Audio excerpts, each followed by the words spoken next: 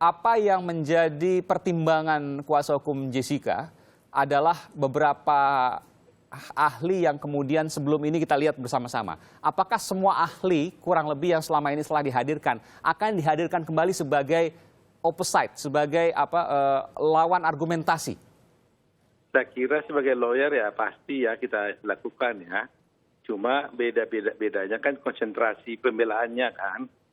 Jadi kalau kita mungkin ya, akan melakukan pembelaan-pembelaan yang berbeda daripada perhitungan orang lain kali ya. Jadi kalau selama ini kan kelihatannya kan yang muncul di persidangan kan hanya bunga-bunganya saja kan. Tidak banyak yang inti yang muncul kan selalu hanya yang nggak begitu penting, contohnya lah katakanlah mengenai garuk-garuk lah ya kan. Nah itu kan bagi kita kan itu nggak ada kaitan kan. Hanya gerakan tubuh dan sebagainya kan. Padahal ini kan sebenarnya soal sains kan. Kalau soal sains itu adalah apakah betul matinya karena cyanida atau tidak kan gitu. Kalau betul apakah betul Jessica melakukannya. Jadi kita akan konsentrasi kepada bukti-bukti material, tidak merupakan circumstantial evidence. Kalau selama ini saya lihat tuh yang dibuktikan oleh jaksa hanya circumstantial evidence saja gitu loh. Coba umpamanya seperti kemarin Pak Roni ya, nah kita kan jadi sulit sekali ya ilmu teknologi zaman sekarang kenapa pakai ilmu yang terlalu lama gitu ya, melihat kematian melihat penjahat dengan mukanya, kalau dagunya begini, hidungnya begini, maka dia adalah pelaku. Saya pikir itu terlalu jauh lah menurut saya, karena akan sulit membedakannya dengan pelaku. Jadi kalau saya simpulkan Pak Oto, ada hal yang ingin diadres, ada hal yang ingin difokuskan, adalah soal cyanida apakah betul-betul masuk ke tubuh Mirna atau tidak. Dan yang bisa menjawab ini di pemikiran saya adalah hanya ahli forensik. Apakah betul ahli forensik yang akan banyak dihadirkan oleh pihak Otto Hasibuan? Bukan hanya itu saja, banyak hal. Kan semua kan banyak dia bilang. Pertama kan cyanida. Kedua adalah apakah itu dimasukkan, berarti CCTV kan. Kemudian juga untuk mendukung itu dia mengatakan juga ada ahli psikologi kan gitu loh. Nah semua itu tentunya akan kita menjadi pertimbangan kita gitu loh. Tapi mana nanti menjadi fokus ya tergantung perjalanannya lah kan gitu. Oke, saya ke Pak Ahyar.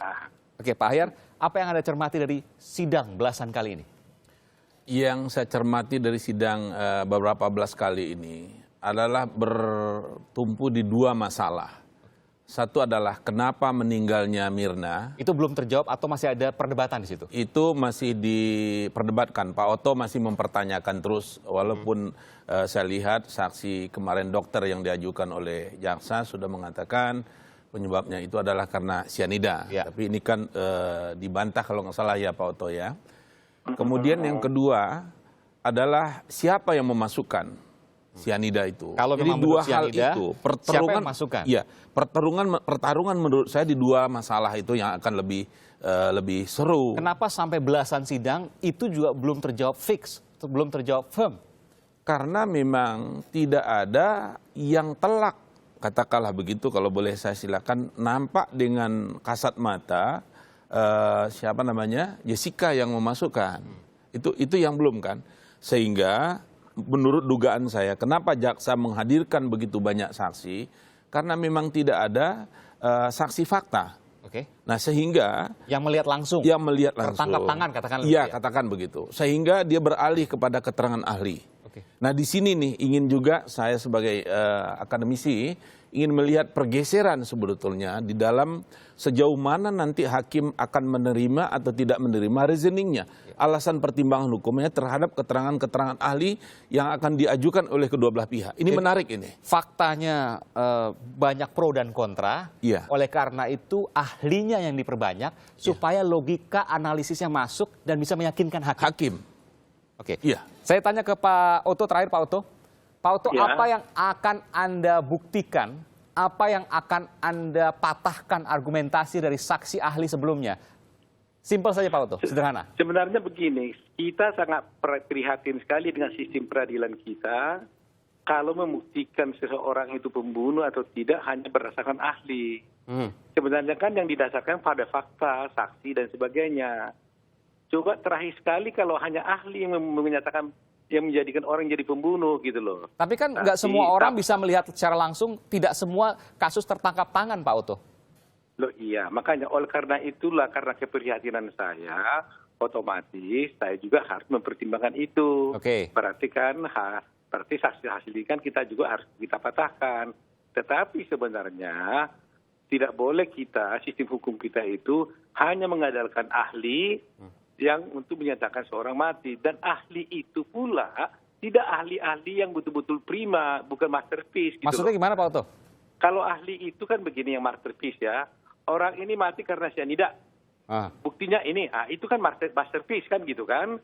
Tapi orang ini mati karena ada garuk-garuk gitu kan. Ada beliau dagu, itu kan nggak masterpiece itu namanya kan. Itu namanya kalau dalam hukum tidak adekuat gitu loh. Gitu kan? Tapi kan analisisnya, jalan pikirannya, penelitiannya kan bisa diambil sebagai sebuah kesimpulan. Kalau jalan pikiran, analisis lah yang membuat orang terbunuh jadi hukum mati, hancurlah negara kita ini kan gitu. Karena analisis orang kan bisa salah kan gitu. Tapi kalau umpamanya saintis gitu kan, oh ini mati karena ini, buktinya ini, betul kan. Tapi coba bayangkan, karena dagunya miring, karena hidungnya mencong, itu jadi pembunuh, itu bayangkan bagaimana menjadinya negara kita ini. Itu gitu satu saksi dari sekian banyak saksi tapi kan? Itu salah satu contoh saja, ya kan? Coba karena garuk-garuk, lantas dia gatal karena cyanida, padahal nggak tahu karena gatal atau karena apa gitu loh. Gitu. Baik, terakhir Pak Ahyar, Anda setuju dengan apa yang dikatakan Pak Oto bahwa keyakinan hakim seharusnya tidak didasarkan dari saksi ahli, tapi dari fakta yang betul-betul kuat? Nah, di sini kembali lagi kepada hakim. Kalau yang namanya keterangan ahli, tentu dia adalah dari pendapat-pendapatnya dia. Dan analisis dia. Dan analisis dia. Ini akan terjadi nanti bergeser atau tidaknya. Itu yang saya katakan tadi. Kalau apakah diterima atau tidak. Pernah ada kasus lain yang seperti ini Pak? Artinya faktanya sangat sumir, faktanya tidak tertangkap tangan, bahwa katakanlah saya katakan lemah lah gitu, tapi kemudian ada analisis yang mengarah ke sana dan kemudian divonis misalnya. Ini serupa tapi tidak sama ya, kasus Munir misalnya. Itu kan faktanya juga sumir. Iya. Tidak juga ada orang yang melihat bahwa Polikarpus yang langsung memasukkan. Di mana? Apakah di pesawat, apakah di Singapura, apakah di Jakarta? Iya, itu juga tidak ada. Akhirnya Polikarpus dihukum. Ini yang saya katakan tadi serupa tapi tidak sama. Itu mungkin yang agak mendekati dengan kasus yang sedang ditangani oleh Pak Oto ini. Bahwa ketika hakim yakin atas apa yang disampaikan oleh ahli, itu adalah hal yang wajar. Iya, karena pada hakikatnya kan dua alat bukti. Yang dua alat bukti ini di dalam keputusan Mahkamah Konstitusi yang terakhir tidak disebutkan urut-urutannya. Dan juga tidak dirinci bahwa terhadap pembunuhan harus saksi fisik. Tidak, dia hanya dua alat bukti. Di antara yang 5 itu.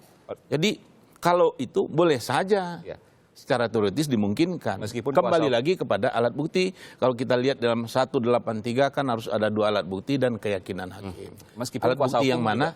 Oh iya, itu harus begitu. Kuasa hukum juga punya hak untuk menghadirkan ahli lainnya untuk meragukan atau bahkan membatalkan seharusnya argumentasi dari ahli sebelumnya. Iya, sehingga hakim dapat nanti memilih yang mana yang akan diambil oleh hakim. Sesuai dengan keyakinan hakim. Terima kasih Pak Ahyar Salmi, akademisi dari Universitas Indonesia Hukum Pidana. Terima kasih juga Pak Oto Hasibuan. Kita akan saksikan lagi. Selamat sore Pak Oto. Besok Pak Oto. Sehat-sehat Pak Oto untuk bisa hadir besok. Terima kasih sekali lagi telah memberikan informasi di program Kompas Petang.